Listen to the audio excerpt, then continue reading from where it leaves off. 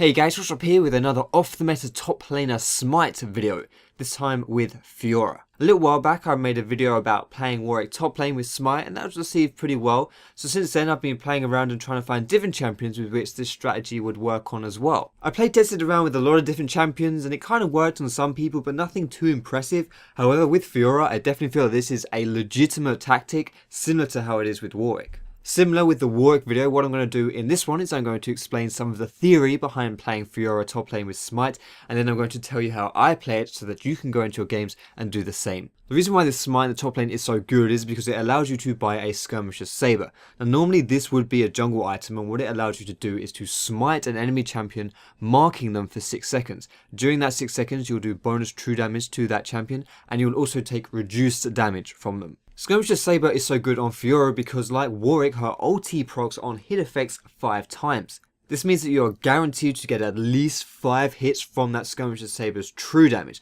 One more hit on top of that and you'll be out damaging an ignite. Now it's not just with her ulti where Fiora gets good synergy with this smite. As her title, the Grand Duelist, would suggest, she's pretty good at dueling people as well. The massive attack speed steroid on her E and the fact that she has very good gap closing with her Q means that she's going to be guaranteed to be getting a lot of basic attacks off onto targets, meaning you're getting even more synergy from this Skirmisher's Saber. However, just because you have the potential to do a lot more damage than an ignite doesn't mean that the benefits stop there, because your smite has only a 60-second cooldown compared to ignite's 180.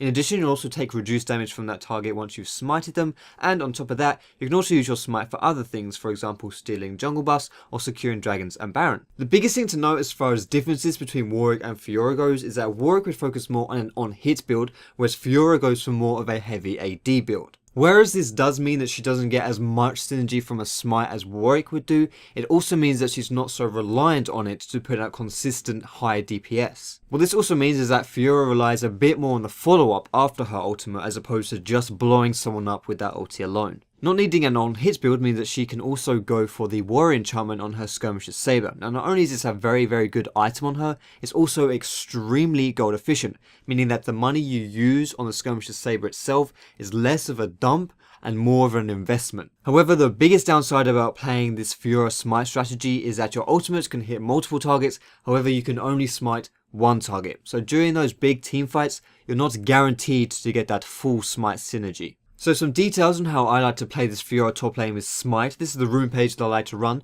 This is the mastery page that I prefer. My skill order, I go E, W, Q, and this is a typical 6 item build that I'll be getting in any given game. Early game, you want to start with a Hunter's Machete and 2 potions. Fiora is naturally a strong laner, so she doesn't really need combat items to win that lane or to survive in that lane either.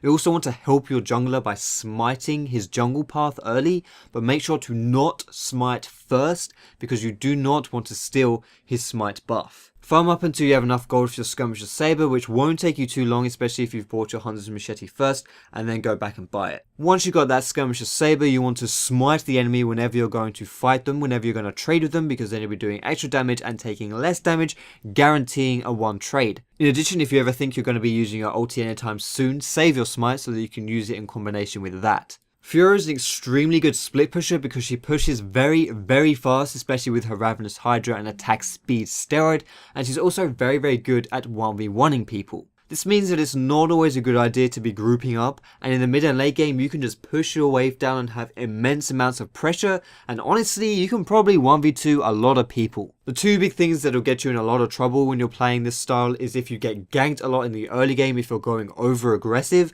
and in addition to that, if you're grouping up too much for these full on team fights. Teamfight with Fiora can go well, but if you're trying too hard to make it happen, then chances are you're going to get focused down and you're going to die. It will have much more of an impact if you just stick to your lane and stick to the 1v1s or the 2v1s. So that about does it for this Fiora smite top guide. I hope you have fun playing it in game, and if you do have any particularly good games and you want to tweet them at me, feel free to do so at FoxDropLol. But I'm not only on Twitter, you can find me on Facebook and catch me streaming on Twitch too. Those links are in the description, guys. But don't forget you can subscribe to me for more educational league content, especially about the new jungle. I'll be teaching you all I can to get you through this new Season 5 jungle. But most importantly, guys, thank you so much for watching. Have a great day, and I will see you in my next video.